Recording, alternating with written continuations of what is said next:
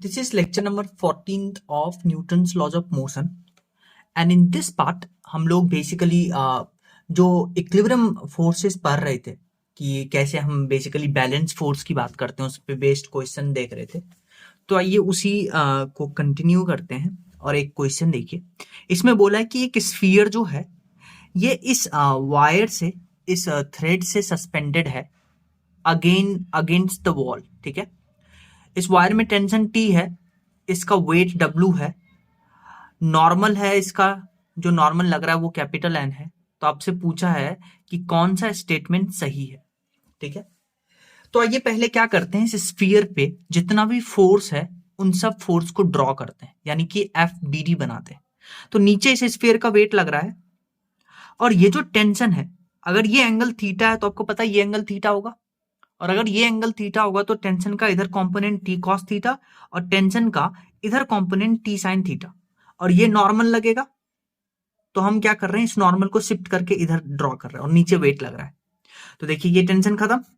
अब सब फोर्स को बैलेंस कर देंगे तो T cos theta will be equal to W and T sin theta will be equal to, ध्यान से देखिए, जो T sin थीटा है वो नॉर्मल के इक्वल है, तो T sin theta will be equal to normal. तो अब आप क्या करिए, इन दोनों को डिवाइड कर दीजिए। इन दोनों को डिवाइड करिएगा तो tan theta will be equal to normal upon weight. तो यहां से देखिए नॉर्मल आ गया W tan थीटा, तो ये ऑप्शन तो सही है। फिर आप क्या करिए, इन दोनों इक्वेशन को स्क्वायर करके ऐड करिए। तो जब आप इन दोनों इक्वेशन को स्क्वायर करके ऐड करिएगा तो आपके पास ये रिजल्ट आएगा। तो ये रिजल्ट देखिए इससे मैच कर रहा है, तो ये भी सही है, ये भी सही है। और फिर अब आप देखिए कि सिंस ये स्फीयर रेस्ट पे है और सिंस ये स्फीयर रेस्ट पे है तो इस पे जितने भी फोर्सेस होंगे, summation of all the force that will be equal to 0। तो इस पे कितने फोर्स है, वेट, नॉर्मल और टेंशन, सबका summation will be equal to 0। तो ये भी ऑप्शन सही है, पर ये ऑप्शन गलत होगा। नेक्स्ट क्वेश्चन देखिए, इसमें बोला है कि इस इंक्लाइन प्लेन पे ये स्फीयर है और स्फीयर का मास है स्मॉल m। तो आपसे पूछा है कि n1 और n2 बताना है, यानी कि ये स्फीयर देखिए दो वॉल से टच कर रहा है। तो दो वॉल से टच कर रहा है तो दो नॉर्मल लगेगा, इसी दो नॉर्मल का आपको बेसिकली वैल्यू बताना है। तो देखिए मान लेते हैं ये नॉर्मल n1 है, ये नॉर्मल n2 है। ठीक है, नीचे इस पे लगेगा mg और नीचे इस पे mg लगेगा। तब आप क्या करिए, इस नॉर्मल को आगे एक्सटेंड करिए। तो अगर ये एंगल 30 है, ये एंगल 90 है, तो ये एंगल 60 होगा, और अगर ये एंगल 60 होगा तो ये 90, ये 30, तो ये 60 होगा। तो आपको ये एंगल भी 60 होगा और ये एंगल 60 होगा। तो n1 का इधर कंपोनेंट n1 cos थीटा और n1 का इधर कंपोनेंट n1 sin थीटा। तब आप फोर्स को आराम से बैलेंस कर सकते हैं। कैसे बैलेंस करिएगा कि n1 sin theta will be equal to mg, तो यहां से n1 आ जाएगा। फिर देखिए n1 cos थीटा तो राइट साइड में है और n2 लेफ्ट साइड में है, तो n2 will be equal to n1 cos theta, तो यहां से n2 भी आ जाएगा। नेक्स्ट क्वेश्चन देखिए, इसमें बोला है कि एक बाउल है आपके पास और इस बाउल का जो बेसिकली रेडियस है वो 2r के बराबर है। तो ये देखिए ये ऐसे बाउल होगा, ये ऐसे बाउल है, तो इसका ये जो सेंटर से रेडियस है, ये टोटल रेडियस ये 2r के बराबर है। ठीक है, और अब बोला है कि ये जो स्फीयर है, स्फीयर का रेडियस r है। तो आपसे पूछा है कि ये जो स्फीयर इस बाउल से टच कर रहा है, इसका नॉर्मल रिएक्शन बताइए। बेसिकली नॉर्मल रिएक्शन का रेशियो बताइए कि ये जो दोनों स्फीयर पे नॉर्मल रिएक्शन लग रहा है उसका रेशियो बताइए। ठीक है, अब आप देखिए इस पे नॉर्मल रिएक्शन ऐसे लगेगा और इस पे नॉर्मल रिएक्शन ऐसे लगेगा सेंटर से पास करते हुए। ठीक है, और यहां पे ये दोनों कांटेक्ट में है तो यहां पे नॉर्मल रिएक्शन ऐसे लगेगा। तो आपको क्या बताना है कि बेसिकली स्फीयर दोनों सेम है, दोनों का मास रेडियस सेम है। तो स्फीयर जब बाउल को टच कर रहा होगा तो उस पे नॉर्मल रिएक्शन और दोनों स्फीयर के बीच का नॉर्मल रिएक्शन, उसका रेशियो बताना है।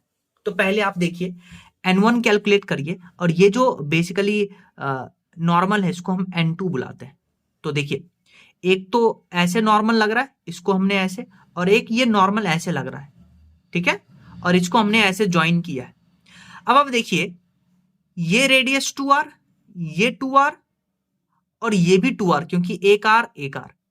तो ये जो ट्राइंगल है उसके सब साइड का जो लेंथ है वो 2r है। तो अगर सब साइड इक्वल होता है एक ट्राइंगल का तो उसको इक्विलेटरल ट्राइंगल बुलाते हैं, और इक्विलेटरल ट्राइंगल थीटा 60 डिग्री। तो आप क्या करिए, इस n1 का कंपोनेंट करिए इधर, तो ये हो जाएगा n1 cos थीटा। तब अब यहां से लिख सकते हैं n1 cos theta equal to n2, क्योंकि ये दोनों अपोजिट हैं। तो यहां से देखिए n1 अपॉन n2 आ गया 1 अपॉन cos थीटा के बराबर, और थीटा हम निकाल चुके हैं 60 डिग्री, तो cos थीटा का वैल्यू डालेंगे तो आपको n1 अपॉन n2 का रेशियो आ जाएगा। नेक्स्ट क्वेश्चन देखिए, इसमें क्या है कि एक ब्लॉक जो है वो इस स्ट्रिंग से हैंग कर रहा है, ये स्ट्रिंग हॉरिजॉन्टल से थीटा एंगल बना रहा है। तो पहले तो क्या करना है आपको, इस सारा जो इस पे ब्लॉक पे एफबीडी है, फ्री बॉडी डायग्राम बनाना है और सब फोर्स को बैलेंस करना है। फिर नेक्स्ट हम फिर क्वेश्चन बनाएंगे इस पे। तो इस पे देखिए mg लगेगा, अगर ये टेंशन इधर है, ये थीटा इधर है, तो टी कॉस थीटा, ये टी साइन थीटा। सिमिलरली ये टेंशन, ये theta, T cos theta, T sine theta. तो देखिए राइट साइड और लेफ्ट साइड हॉरिजॉन्टल में तो force T cos theta opposite है, इक्वल है, कैंसिल हो जाएगा। तो यहां से देखिए mg हो जाएगा 2t साइन थीटा के बराबर। तो यहां से टेंशन आ गया mg अपॉन 2 साइन थीटा। अब देखिए, अब आपसे पूछता है कि अगर मिनिमम टेंशन चाहिए रोप पे तो आप थीटा का वैल्यू बताइए। तो इस रिलेशन से आप देखिए, अगर आपको टेंशन मिनिमम चाहिए तो साइन थीटा को मैक्सिमम करना पड़ेगा। क्वेश्चन आपसे पूछा है कि फॉर मिनिमम टेंशन थीटा का वैल्यू बताइए। तो अगर टेंशन मिनिमम चाहिए तो साइन थीटा को मैक्सिमम करना पड़ेगा। साइन थीटा मैक्सिमम कब होता है? हाँ, थीटा इक्वल टू 90 डिग्री पे साइन थीटा मैक्सिमम होता है। तो यानी कि ये जो रोप है ये 90 डिग्री एंगल पे होना चाहिए, एकदम स्ट्रेट। कैसे बनाएंगे इसको, ये ब्लॉक है तो रोप 90 डिग्री एंगल पे होना चाहिए, तभी यहां पे टेंशन मिनिमम होगा। ये देखिए 90 डिग्री, ठीक है, 90 डिग्री पे होना चाहिए, यहां से 90 डिग्री पे, तभी टेंशन मिनिमम होगा। सो string should be parallel for minimum tension, string should be parallel for minimum tension. Next question देखिए, इसमें आपको बोला कि एक ब्लॉक जो है वो दो क्लैंप से इस तरह से अटैच है, ये एंगल थीटा आपको गिवन है। तो आपसे पूछा है, क्वेश्चन पहले पूछेंगे, पहले आप क्या करिए, इस पे फ्री बॉडी डायग्राम बनाइए। तो देखिए नीचे mg लगेगा और इस रोप पे इधर टेंशन लगेगा t, इधर भी टेंशन लगेगा t। ये थीटा है तो ये भी थीटा होगा, ये थीटा है तो ये t cos थीटा, ये t cos थीटा, और ऊपर इन दोनों का 2t sin थीटा यानी 2t sin थीटा। इतना समझ में आया? अब आप क्या करिए, फोर्स बैलेंस करिए इस पे। तो फोर्स बैलेंस करिएगा तो आपको पता है 2t sin theta equal to mg, क्योंकि ये दोनों तो आपस में कैंसिल कर देंगे। तो यहां से टेंशन आ जाएगा mg अपॉन 2 sin थीटा। अब आपसे पूछा है कि अगर हमें क्या करना है कि ये जो स्ट्रिंग है एंगल थीटा पे, इसको हॉरिजॉन्टल करना। अभी स्ट्रिंग ऐसा है, इसको हॉरिजॉन्टल करना है, स्ट्रिंग ऐसा है, हॉरिजॉन्टल करना है, तो रिक्वायर्ड टेंशन बताइए। तो अभी स्ट्रिंग एंगल थीटा पे है, अगर हॉरिजॉन्टल करना है तो थीटा को 0 करना पड़ेगा। अगर थीटा को 0 करेंगे तो साइन 0 होगा, और साइन 0 क्या होता है, 0 होता है उसका वैल्यू। तो यानी कि टी हो गया mg अपॉन 0, और समथिंग अपॉन 0 वो इन्फानाइट आता है। तो यानी कि अभी जो स्ट्रिंग एंगल थीटा पे है, स्ट्रिंग एंगल थीटा पे है, उसको हॉरिजॉन्टल करने के लिए जो रोप में टेंशन है उसको इन्फानाइट करना पड़ेगा।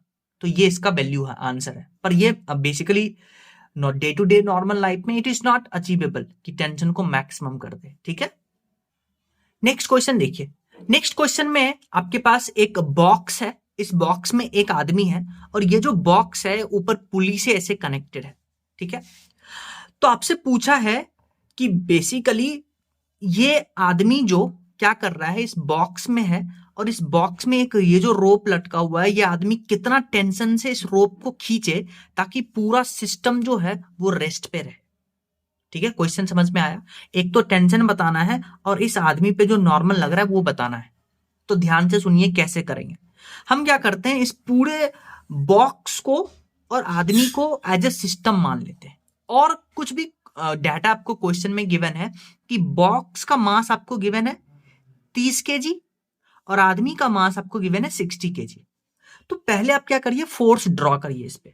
देखिए आदमी पे नीचे लगेगा उसका वेट mg, तो 600 न्यूटन, ऊपर लगेगा नॉर्मल। और ये आदमी क्या कर रहा है, रस्सी को पुल कर रहा है ताकि ये बॉक्स रेस्ट पे रहे, तो ऊपर टेंशन लगेगा, ये टेंशन ऊपर, रोप सेम है तो ये इधर टेंशन, रोप सेम है तो ये इधर टेंशन, ये इधर टेंशन। ठीक है, अब आप ध्यान से देखिए, और ये जो बॉक्स है इसका मास 30 kg, तो इस पे 300 न्यूटन इसका ग्रेविटी लगेगा, वेट। तो अब आप फोर्स को बैलेंस करिए, फोर्स को बैलेंस करिएगा तो ध्यान से देखिए, रोप पे ऊपर कौन सा टेंशन है, हम अब पूरा सिस्टम मान रहे हैं, तो रोप पे ऊपर 2T, तो ऊपर फोर्स कितना है, इस रोप में T, इस रोप में T, तो 2T हो गया, और नीचे mg प्लस mg, आदमी का वेट प्लस बॉक्स का वेट, तो यानी ये, तो यहां से टेंशन आ जाएगा 450 न्यूटन। फिर आप आदमी पे एफबीटी बनाइए, ऊपर नॉर्मल और ऊपर टेंशन, क्योंकि टेंशन आदमी ही लगा रहा है, तो नीचे mg लगेगा, तो n plus T equal to mg, तो यहां से नॉर्मल आ जाएगा, क्योंकि mg का वैल्यू हमको पता है और टेंशन का वैल्यू हम कैलकुलेट करके आए।